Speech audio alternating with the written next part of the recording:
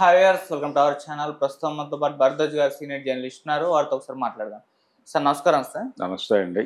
Sir మొన్న తమ్ముడు cinema event లో దిల్ రాజు గారు చేసిన కామెంట్స్ ఇప్పుడు చర్చలకైతే దారి తీసింది సార్. అంటే పెయిడ్ వ్యూస్ పైన ఇప్పుడు చర్చలు జరుగుతున్నాయి. యూట్యూబ్ లో ట్రైలర్లు, టీజర్లు ఇవన్నీ రిలీజ్ చేస్తుంటారు. మిలియన్ల కొద్ది వ్యూస్ వస్తూ ఉంటాయి. అయితే ఇవి నార్మల్ గా నిజంగానే అని చెప్పేసి ఇన్నాళ్ళు కూడా చాలా మంది భావించారు. కాకపోతే దిల్ రాజు గారు మాత్రం లక్షలు లక్షలు ఖర్చు పెట్టి పెయిడ్ అంటే మొత్తం వ్యూస్ అన్ని తెప్పించుకోకండి, మిలియన్ల కొద్ది వ్యూస్ అని చెప్పేసి నా టీమ్ కి, నా పిఆర్ వాళ్ళకి హింట్ ఇచ్చేసానని చెప్పేసి చెప్పారు. సో దీన్ని బట్టి చూస్తే మరి ఇన్నాళ్ళు వచ్చిన పెయిడ్ వ్యూస్ ఏనా అని ఒక చర్చ జరుగుతుంది. మీరేం చెప్తారు సార్ ఆయన కామెంట్స్ పైన? అంటే పెయిడ్ వ్యూస్ సంపాదించుకోవటానికి ఒక మార్గం అక్కడ ఉంది. వాళ్ళు అడుగుతారు, అంటే మీది బూస్ట్ చేయమంటారా? బూస్ట్ చేయమంటే దానికి సంబంధించినటువంటి పేమెంట్స్ ఉంటాయి. ఆ పేమెంట్ చేస్తే మేము బూస్ట్ చేస్తామని చెప్పి జనరల్గా సోషల్ మీడియా ప్లాట్ఫామ్స్ అన్నిట్లోనూ ఇది ఒక యంత్రం పనిచేస్తూ ఉంటుంది.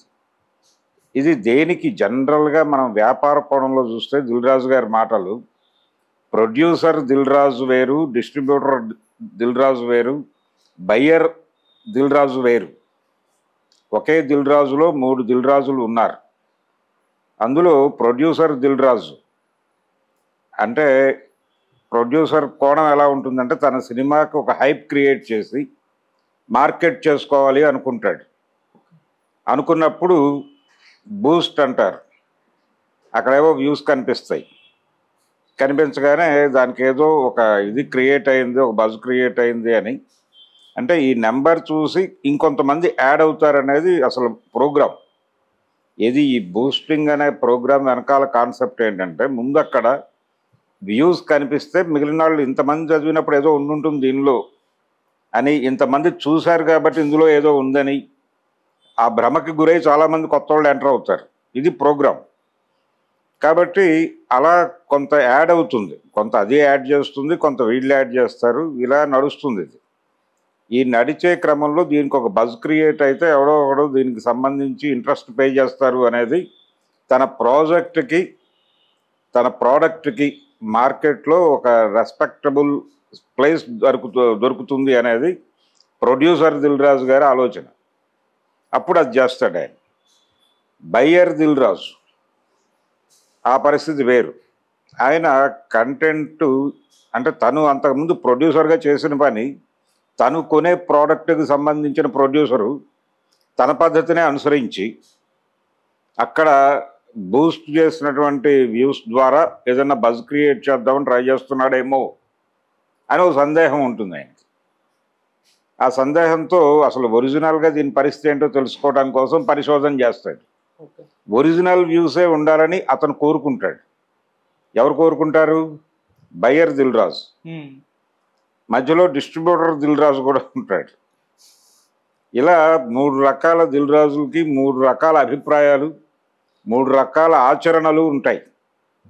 అందులో ఆయన నిన్న అక్కడ మాట్లాడినప్పుడు ప్రొడ్యూసర్గా మాట్లాడా, డిస్ట్రిబ్యూటర్గా మాట్లాడా, బయ్యర్గా మాట్లాడా అనే దానిలో నుంచి అర్థం చేసుకోవాలి.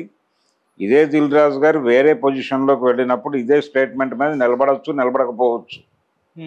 నిలబడే అవకాశాలు తక్కువే. జనరల్గా ఎక్కడ ఉంటే అక్కడ, అంటే పాత్రౌచిత్యం అని చెప్పి అంటారు మనకి వ్యాకరణ భాషలో. పాత్రౌచిత్యం అంటే ఏ పాత్ర చేస్తున్నప్పుడు అలా బిహేవ్ చేయటం అని.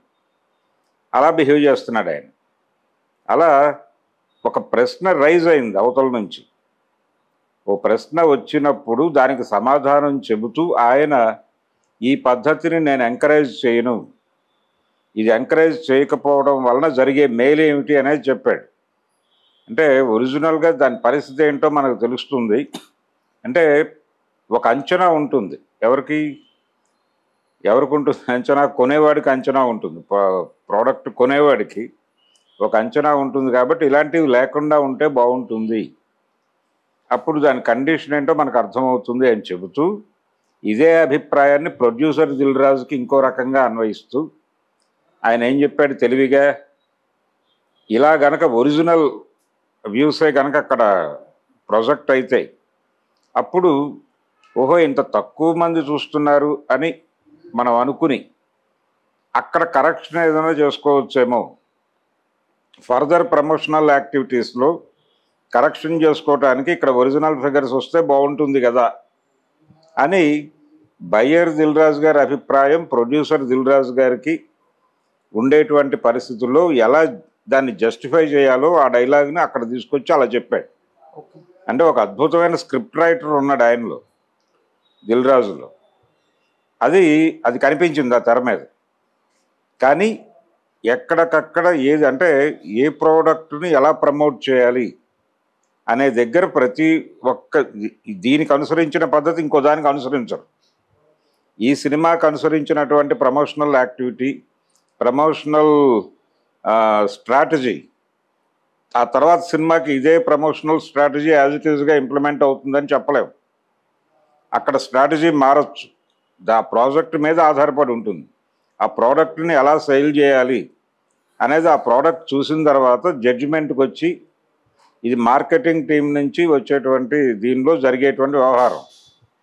అందుకని మార్కెట్ ఎకానమీలో మనం ఉన్నప్పుడు ఇవన్నీ సహజం. అది ఆ యంత్రాలు అడిగేది కూడా అందుకే. ప్రజల్లో ఉండేటువంటి ఒక బలహీనతని టార్గెట్ చేసి మనం కొట్టి దీన్ని కొంచెం పుష్ చేద్దామా అనేదే లక్ష్యం. అది ఓపెన్గానే చెప్తారు, అక్కడేమి రహస్యాలు ఉండవు. ఇది బూస్ట్ చేస్తామంటే ఎక్కువ మందికి రీచ్ చేస్తాం అనేది లీగల్గా ఒపీనియన్. కానీ వ్యూస్ క్రియేట్ అయిపోతాయి. అంటే వీడు ఎంత పంప్ చేశాడో అన్ని వ్యూస్గా అక్కడ కనిపిస్తుంది నెంబర్. దాన్ని చూపించి మిగిలిన వాళ్ళు ఎంటర్ అవుతారు. ఇది ప్రోగ్రామ్. అందుకని ఇదంతా కూడా ఒక అంటే ఆర్టిఫిషియల్ ఇంటెలిజెన్స్లో జరుగుతున్నటువంటి రకరకాల మాయాజాలాల్లో ఇది కూడా ఒక మాయాజాలం. అంటే సార్ ఆల్రెడీ పోస్టర్లు కలెక్షన్స్ పోస్టర్స్ ఫేక్ అని చెప్పేసి ఒక క్రెడిబిలిటీ కోల్పోయింది. ఇప్పుడు ఈ వ్యూస్ కూడా ఫేక్ అయినా మరి మేమెందుకు కొట్టుకొని చేస్తుంటాం. ఇప్పుడు స్టార్ హీరో సినిమాలు వస్తే గంటకు ఇన్ని వ్యూస్ వచ్చాయి, 2 గంటలకు ఇన్ని వ్యూస్ వచ్చాయి కంపేర్ చేస్తూ మాట్లాడుకుంటారు. ఒక ఫైట్ డిబేట్ నడుస్తూ ఉంటుంది. మరి అదంతా కూడా ఇప్పుడు ఫేక్ అయినా ఒక అభిమానం నుంచి ఫేకా కాదా ఇవన్నీ పక్కన ప్రతి ఒక్కళ్ళకి తెలుసు. ఒకవేళ ఫేక్ అయితే మేము క్రియేట్ చేయగలిగాం, మీరు ఎందుకు క్రియేట్ చేయలేకపోయారు, అది మీ చేతకానితనం అని కూడా అనగలరు. ఓకే. అలాగే కలెక్షన్స్కి సంబంధించి ఈ రోజున కాదు, అది తెలుగు సినిమా పుట్టిన కాలం నుంచి పేపర్లలో యాడ్లు వేసే రోజుల నుంచి ఈ అపవాదు ఉంది.